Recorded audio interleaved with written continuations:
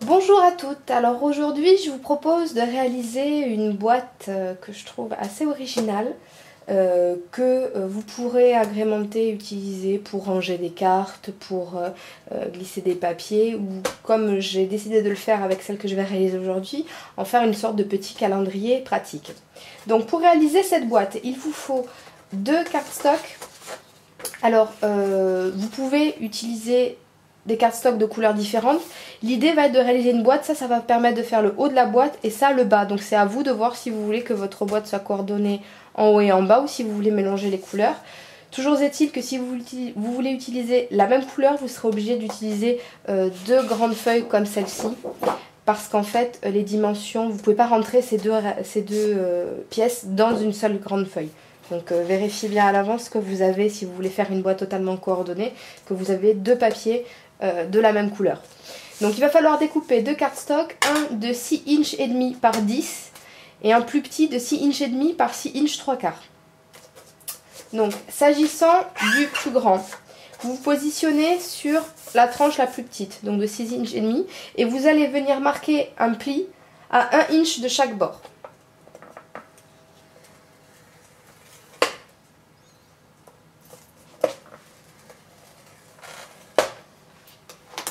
Ensuite, vous retournez votre papier, vous vous placez sur la grande tranche cette fois-ci.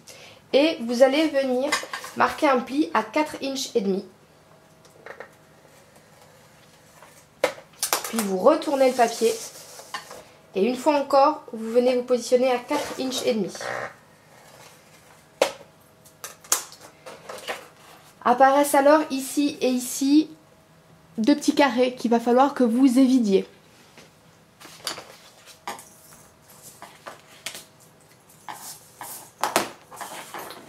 Vous marquez ensuite correctement les plis.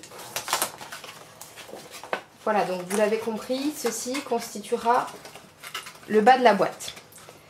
Pour l'assembler, je vous conseille de recourir à du scotch double face pour que ça adhère suffisamment et que ça ne se défasse pas avec le temps. Avec d'autres types d'adhésifs, ça ne tient pas au long terme. Donc pour l'instant, moi je ne vais pas m'occuper encore de coller le double face. Voilà, j'ai cette partie de la boîte, je vais m'occuper de l'autre partie. Donc je reprends ma table, je prends cette fois-ci le plus petit carré, enfin rectangle des deux. Toujours pareil, je mets sur la tranche de 6 inches et demi. Et là, je vais venir... Non, je dis une bêtise. Je vais mettre d'abord sur la tranche de 6 inches 3/4. Donc la plus grande des deux. Et je vais venir, une fois encore, marquer le pli à 1 inch du bord. Voilà ici.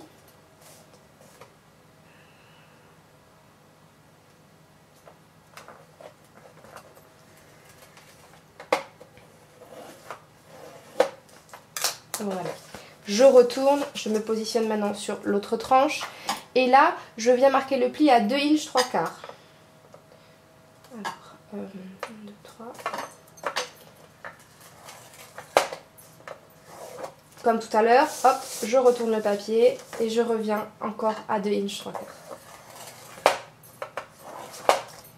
Une fois encore, je me retrouve avec 2 carrés qu'il faut que j'évide.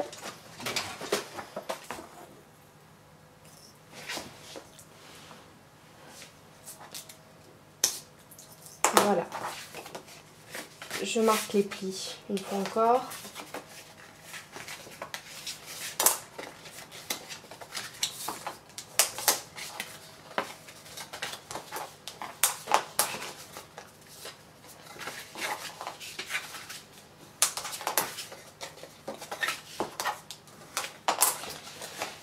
Voilà, comme ceci. J'ai donc désormais la partie supérieure de ma boîte.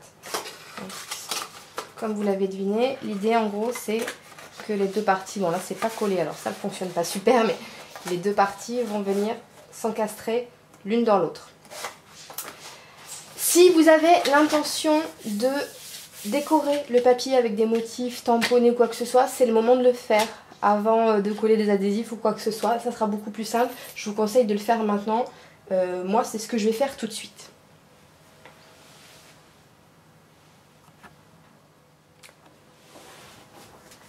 Alors pour orner cette boîte, j'ai décidé donc de positionner un calendrier dessus. Donc j'ai imprimé à l'ordinateur des petites fichettes comme ça qui contiennent tous les mois de l'année. Donc après, libre à vous de choisir la taille. Enfin vous savez, sur l'ordinateur, l'avantage c'est qu'on peut tout paramétrer. Donc voilà, moi j'ai pris ces dimensions-là. Donc j'ai décidé en fait de réaliser un petit matage avec ces deux papiers cartonnés de couleurs différentes.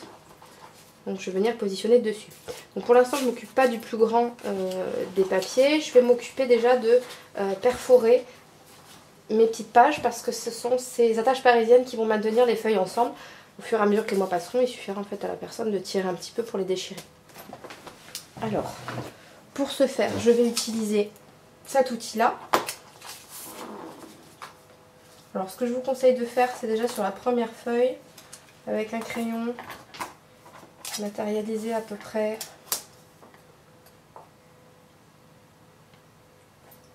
les pointes là où vous voulez les mettre. Donc je vais mettre à peu près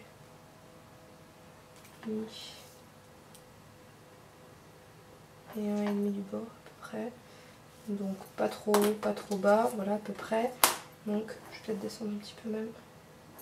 Voilà, et je fais les deux premiers trous.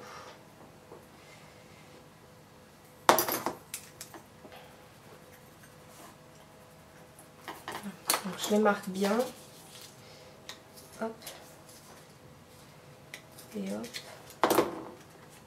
Voilà. Et je prends ensuite les feuilles par petits paquets de 3-4. Je positionne par-dessus.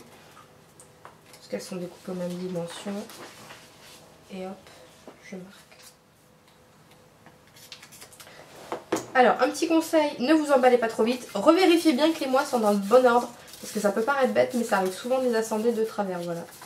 Février, mars, avril, mai. Genre, ça sera dommage d'être obligé de tout redéfaire. Juin, juillet.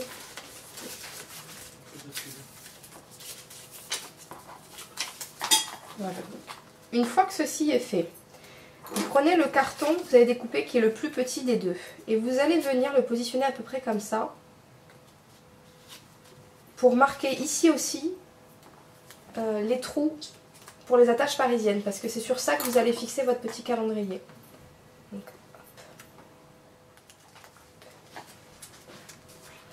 voilà. Et vous venez l'insérer dans le papier cartonné.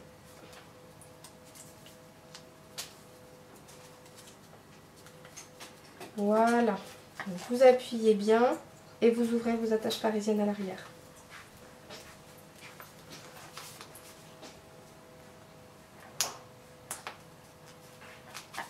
Voilà, donc vous avez le petit support calendrier. Et maintenant, vous n'avez plus qu'à le coller sur le papier plus grand.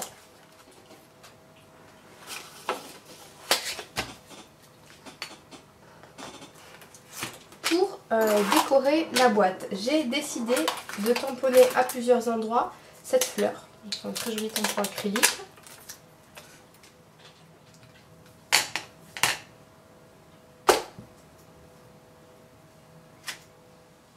Voilà, donc ça a embossé un ton un petit peu plus foncé que le papier, mais surtout ça a donné un petit côté brillant. Donc je vais faire la même chose sur le haut de la boîte.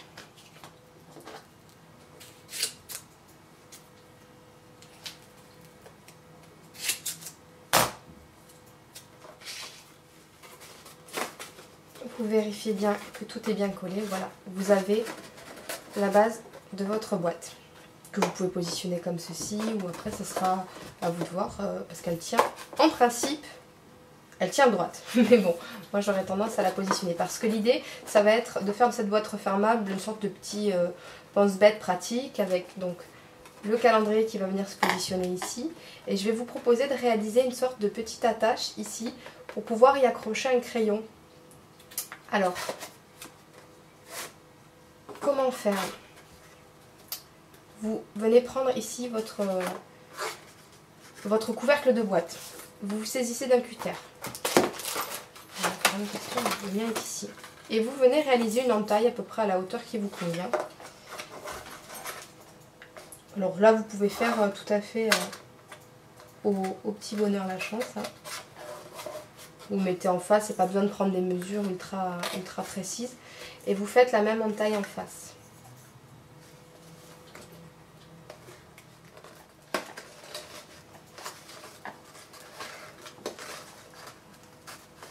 Voilà. Donc l'idée c'est de faire plutôt une fente plus petite que plus grande, histoire que ça tienne un petit peu quand même. Et je vais faire pareil de l'autre côté.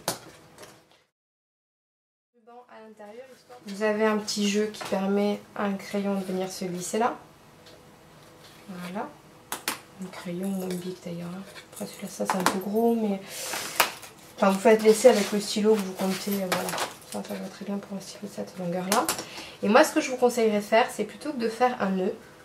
Le nœud, lui, il risque de donner de l'épaisseur au niveau de la boîte. C'est vous laisser un petit peu de jeu au niveau du ruban, mais pas trop. Et vous allez tout simplement venir mettre un bout de scotch qui va vous permettre d'aplatir le ruban et ne pas dépasser. Il ne bloquera pas la boîte. Et vous aurez en plus la possibilité de jouer sur la longueur du ruban si vous le resserrez un petit peu ou pas. Vous prenez un bout plus ou moins long. Et vous mettez bien le ruban à plat à l'intérieur de la boîte. Je ne sais pas si on le voit bien.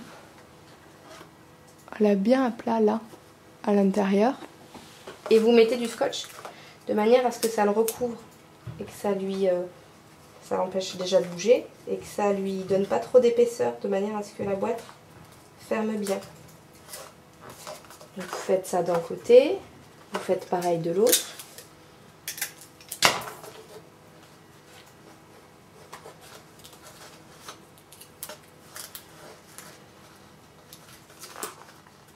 Vous reconsolidez bien votre boîte et vous vérifiez que ça ne pose pas de problème à la fermeture. C'est le cas, donc c'est bon. Vous avez votre petit encart à stylo. Maintenant, je vais venir fixer mon calendrier. L'idée c'est que je veux que celui-ci soit un petit peu en relief, comme ça je vais pouvoir, je ne suis pas obligée de le coller si vous voulez complètement en bas de la boîte. Je pourrais le coller comme ceci, mais il va venir bloquer. Donc pour ce faire, je vais utiliser des mousses 3D et je vais en positionner en fait qu'en bas, de manière à ce que le haut de la boîte puisse passer dessous. Et cette astuce-là sera applicable pour tout ce que vous collerez sur votre boîte, puisque l'idée c'est quand même de laisser coulisser l'élément supérieur sur l'élément inférieur.